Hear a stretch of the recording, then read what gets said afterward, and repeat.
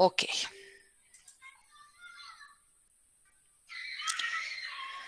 bueno,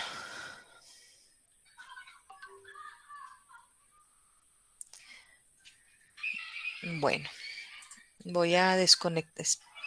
Espéreme en un momento, por favor, que es precisamente de la clínica.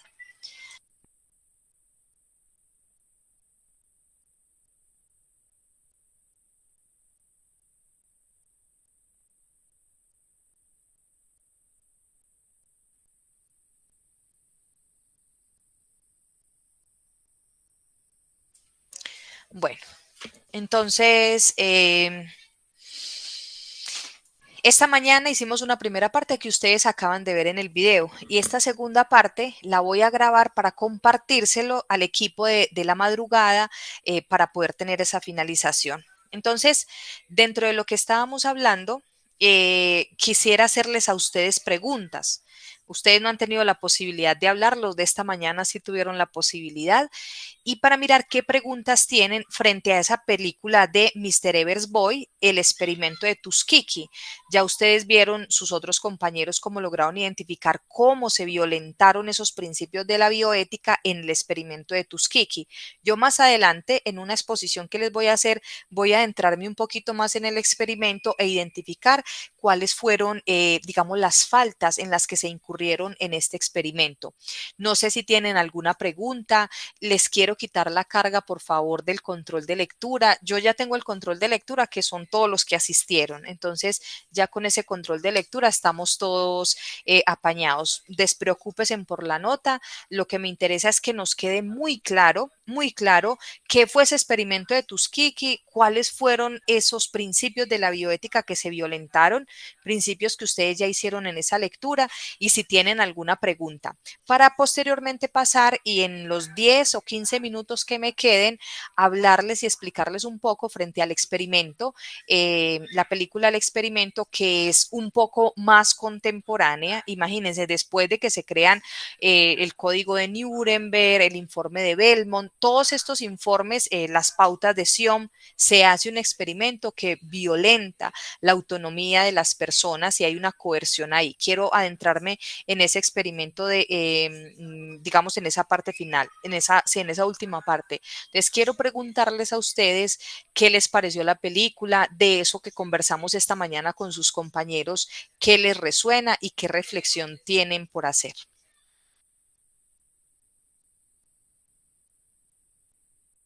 Si queda claro el concepto de placebo, que lo expliqué con el caso de la moringa, lo que debe hacer un investigador cuando están exponiendo a un sujeto a un experimento. Luisa Fernanda, adelante. Profe, yo tengo una pregunta. En este momento, ¿la violación a esos principios de bioética tiene alguna penalización o algo así? Bueno, esos principios han ido avanzando. Nosotros lo vamos a ver, nosotros lo vamos a ver. En este momento sí que lo tienen y a una persona, a un investigador, si incurre en una falta frente a los principios de bioética, le pueden retirar su tarjeta profesional. Sí que tiene implicaciones y además tiene pues otras implicaciones que van dentro de los tribunales, por ejemplo, el Comité Internacional para la Bioética.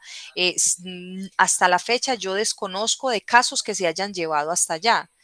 Hasta la fecha desconozco de investigaciones actuales, pero por ejemplo, con el experimento de Tuskegee, el experimento de Milgram, los experimentos que hicieron los nazis y los experimentos que hicieron en Estados Unidos para ganar la guerra, esos experimentos fueron a los juicios, que fueron los juicios de Nuremberg. Y a partir de esos juicios de Nuremberg se crea el Código de Nuremberg. Listo.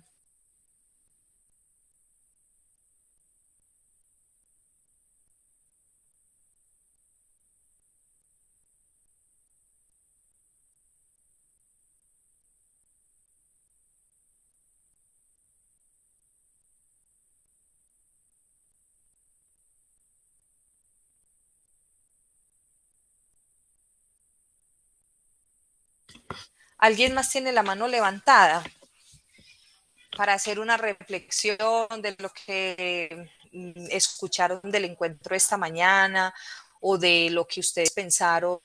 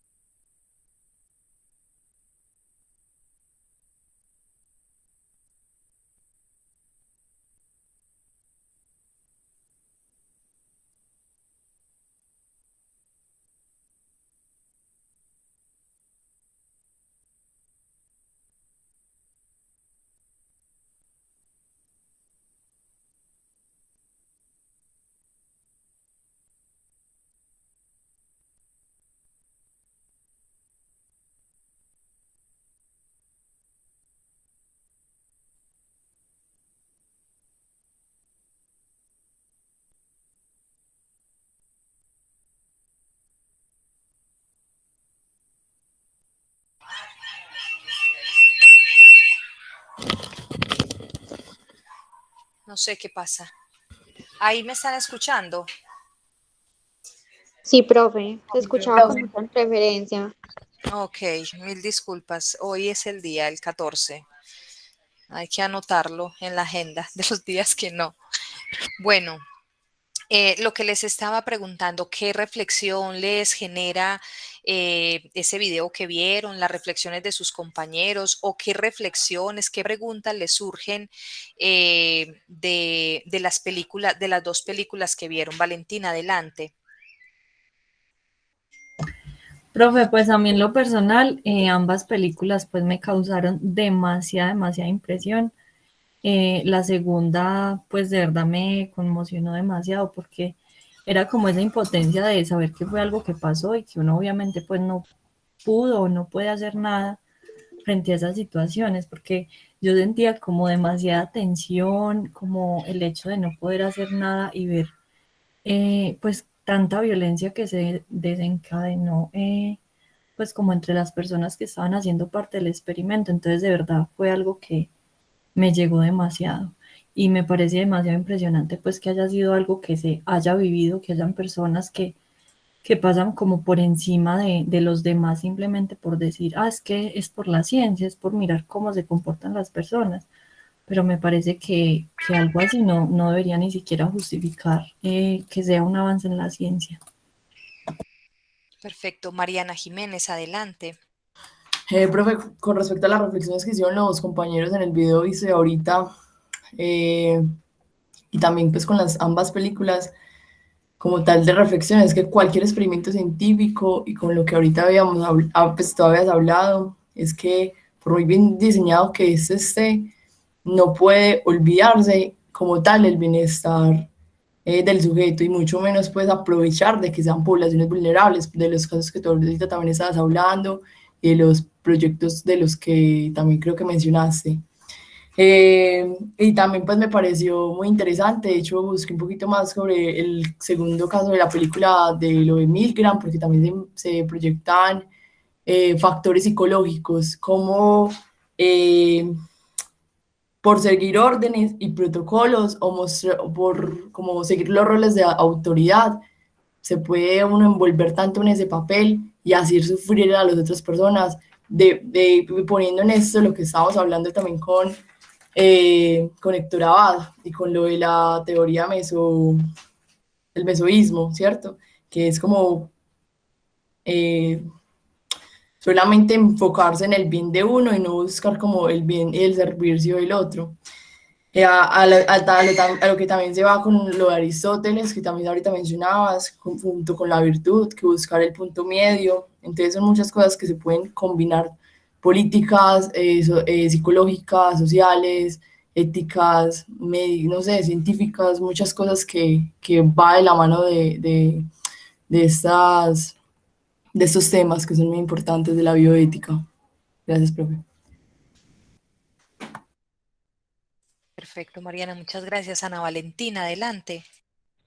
Profe, hola, buenas tardes. Yo quería decir, sino que es que de la primera película, la de los chicos de Mr. Rivers, estaba investigando yo un poquito más después de que termine, me causó mucha curiosidad al ver que era pues un caso de la vida real. Y entonces vi que pues en la película hablan de que de 6 meses se fue a 10 años, pero en la vida real fueron 40 años, salía en el periódico, todo eso, y los casos y ninguna persona fue enjuiciada. Entonces la verdad a mí sí me parece una completa injusticia que tuvieran tanto tiempo pues a las personas como penando por la cura. Y en la segunda película también estuve investigando después y me di cuenta de que hay unos detalles que no comentan como en la película, que era que los guardias no tenían pues la obligación como de quedarse en las noches, en las pues vigilando como la cárcel, y ellos pues tomaban la decisión de quedarse porque estaban tan metidos como en el rol de ser la autoridad, de ser los carceleros, que se quedaban en las noches a cuidar a los presos y a vigilar pues que se mantuviera como el orden, y que ellos pensaban pues que en las noches las cámaras no funcionaban y que era cuando más violentaban pues a los encarcelados. Entonces, la verdad sí me pareció muy impactante no solo lo que muestran en las películas, sino lo que se dio en la vida real, porque pues fueron casos que marcaron la historia. Claro que sí. Y miren acá, todo lo que ha pasado desde que se empezó a experimentar y se empieza a experimentar para generar resultados de investigación. Entonces, se empieza a investigar y al cabo de un tiempo se da a entender que esas experimentaciones fueron antiéticas y vienen de entonces los juicios y de ahí salen experiencias.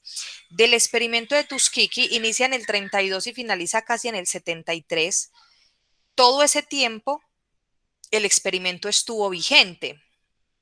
Y a partir de ahí, cuando se finaliza el experimento, entonces se confirma que es un experimento antiético, que pasaron por encima de la autonomía, del respeto, de la dignidad, de la beneficencia. Sale un informe, que es el informe de Belmont. Entonces ustedes lo van a ver, se llama Reporte de Belmont. Es una página. Y con ese reporte de Belmont, entonces lo que empezaron a decir es, usted a las personas no les puede negar el tratamiento. Si usted tiene a una persona con una enfermedad y está buscando la cura, usted a esa persona, a ese control, usted le tiene que dar el tratamiento y el estudio se tiene que terminar. El estudio se tiene que terminar y usted a la persona le tiene que entregar la cura, que fue lo que se negó en el experimento de Tuskegee con los chicos de la señorita Evers. Entonces, a partir de ahí sale el reporte de Belmont. Cuando hicieron los juicios de Nuremberg, en Nuremberg juzgaron a todos los médicos que experimentaron en la Alemania nazi. Esos médicos que fueron juzgados, a partir de ahí sale todo lo que tiene que ver con el código de Nuremberg. Entonces, en Nuremberg dice usted a una persona, como mínimo le tiene que firmar un consentimiento informado. Entonces, a partir de esas experimentaciones que se han hecho, es que ha salido todo ese bagaje histórico que nosotros tenemos en la bioética. Dentro ustedes ya pues en el video que vieron se acercaron un poco a esas reflexiones frente al experimento de Tuskegee, todo lo que generó, cómo se planteó. Ahora yo voy a hablar en esta segunda parte un poco del experimento. Entonces esa película es basada en hechos reales, ese experimento se hizo. Milgram fue un psicólogo que en la década de los 60 en la Universidad de Stanford, siempre confundo entre la Universidad de Stanford y la universidad en la que se hizo el de ahora. En la universidad donde él estudiaba, él desarrolló un estudio y la teoría de Milgram, de Stanley Milgram, era todo sujeto cuando se somete a la autoridad es capaz de hacer las cosas más horribles del mundo porque se desprende de su propia responsabilidad y le da la responsabilidad a otro. Una teoría que podríamos bien analizar a la luz, por ejemplo, de los falsos positivos en Colombia. No, es que a mí me dieron la orden. Yo maté porque a mí me ordenaron matar y la responsabilidad es del que me ordenó, no mía, porque pues, yo lo maté porque a mí me ordenaron. Eso era lo que quería confirmar Milgram.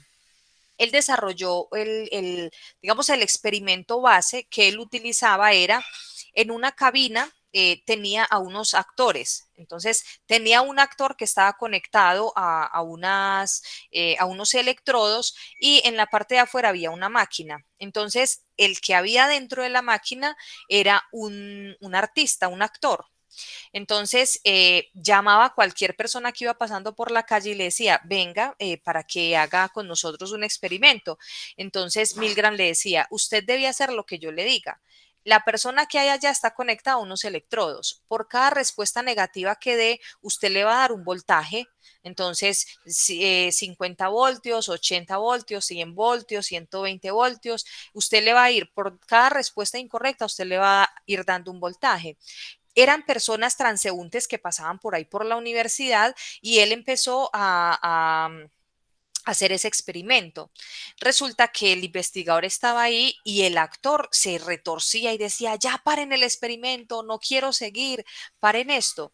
El transeúnte que llegaba ahí, pues veía que el caso era real, pero el investigador, Milgram, le decía, usted vino a este experimento y lo tiene que terminar.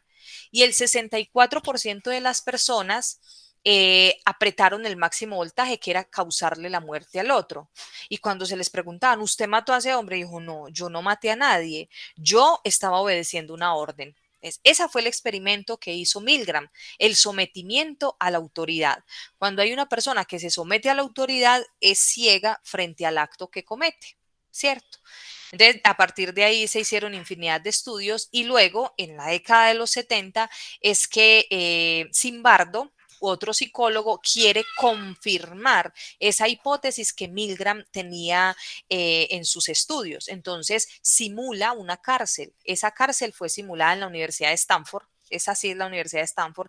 La otra no recuerdo el nombre, donde Milgram desarrolló los primeros estudios. En la Universidad de Stanford, en los sótanos, crearon esa cárcel con cámaras, todo tal cual como ustedes lo ven en la película. Y lo que él quería era confirmar la hipótesis de Milgram, que cuando una persona se somete a la autoridad, es una persona que puede hacer cualquier tipo de vejámenes. El experimento tuvo que haber sido parado. Con la primera agresión tuvo que haber sido parado. Pero hay una cosa muy importante en el experimento, que es muy importante para cuando vayamos avanzando en los conceptos básicos de la bioética, y tiene que ver con el concepto de la coerción. ¿Qué es la coerción? Cuando a mí me coartan la libertad. Me coartan la libertad de tomar una decisión. ¿Qué pasa entonces ahí? A estos sujetos de la investigación se les ofreció 4.000 francos, que esos son como 16 millones de pesos. Cuando ellos ingresaron al experimento, se les dijo, el primero que se retire, se finaliza el experimento y a ninguno se le entrega el dinero. Entonces ahí la bioética lo que dice es, usted a ningún sujeto que hace parte de una investigación le puede pagar y puede condicionar su pago a la participación, porque la participación debe ser voluntaria. Ahora bien, hay algunas empresas, hay algunas multinacionales, farmacéuticas particularmente, que lo que generan es un acuerdo con un sujeto que se somete a unos tratamientos que le pueden causar la muerte. Entonces son pacientes, por ejemplo, pacientes que están desahuciados, pacientes que ya les han indicado desde la ciencia que les quedan pocos meses de vida. Algunas farmacéuticas generan un tratado, un acuerdo comercial, eso no va dentro de la ética ni hace un acuerdo comercial en el cual el sujeto participa voluntariamente del estudio, es informado que el medicamento que se va a probar en él puede causarle la muerte. Entonces ahí las empresas lo que dicen es, usted, si el tratamiento es efectivo, nosotros como empresa le otorgamos todo el componente del tratamiento y usted no tiene que pagar nada. Pero si usted llega a morir por ese tratamiento que nosotros le estamos haciendo, usted tiene un seguro de vida, queda indemnizada su familia, queda indemnizada. Mire que ahí son unos acuerdos comerciales que vienen con esas grandes, digamos, empresas farmacéuticas, porque así es como lo plantean. Pero en el experimento lo que quedó claro fue que hubo una coerción, porque entonces a los que estaban dentro del experimento se les dijo, si alguno de ustedes finaliza o si alguno de ustedes se retira, a ninguno se le paga. Y por eso hubo comportamientos antisociales en esos sujetos de investigación, porque uno de ellos quería salirse. Entonces al salirse ese, lo que significaba era que paraban el experimento. Entonces, por tanto, eso fue generando una coerción y fue lo que fue generando todas esas agresiones. El experimento pudo haberse parado y pudo evitarse la tragedia. El investigador dijo, no, quiero ir más allá, quiero investigar más allá. Y lo que generó fue ese daño. Parece que eso es ficción, pero chicos, esa es la realidad. Y hay muchos investigadores que pasan por encima de los principios de la bioética y pasan por encima de las comunidades. Por eso lo que decía inicialmente en el video, un investigador puede tranquilamente diligenciar los formatos que le pide un comité de bioética y puede cometer actos antiéticos. Por eso lo que nosotros tenemos que abogar es por una ética en la investigación, más allá de la bioética, porque la bioética es aquella que se encarga de ese campo de la investigación, de la experimentación, las ciencias de la vida. Pero lo otro que es esa ética desde la filosofía, la ética de la salud pública, si un investigador no tiene esos principios de la ética de la salud pública, va a ser muy difícil que no cause daño a las comunidades. Por eso esa formación tan importante en ética, el principio de no hacer daño, prima non nocere, priman non nocere. Lo primero es no hacer daño. En toda investigación que nosotros hagamos no se puede causar daño.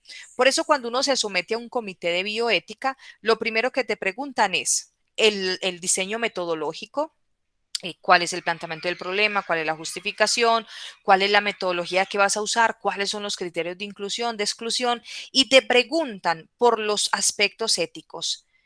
¿A qué riesgo va a ser sometido el sujeto en la investigación? Todo sujeto tiene unas implicaciones, unas afectaciones que puede causar una investigación. Entonces, las investigaciones se catalogan como investigaciones con riesgo mínimo, investigaciones sin riesgo. Hay investigaciones sin riesgo, por ejemplo, investigaciones que se hacen a través de datos de información secundaria.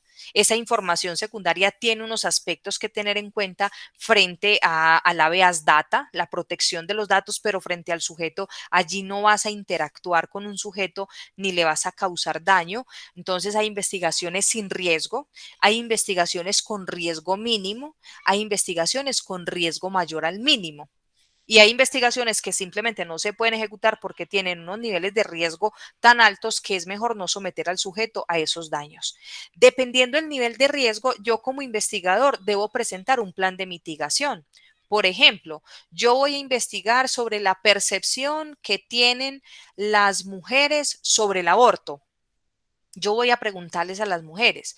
Entonces yo digo, esto es una investigación con riesgo mayor al mínimo, porque cuando yo le pregunte a una mujer frente al aborto, puede ser que ya tenga un desborde emocional, que se ponga a llorar, que se ponga mal, que rememore la situación traumática que vivió o que rememore el acto de haber abortado. Y entonces, ¿qué es lo que me dice el comité de ética? Bueno, usted va a generar ese daño.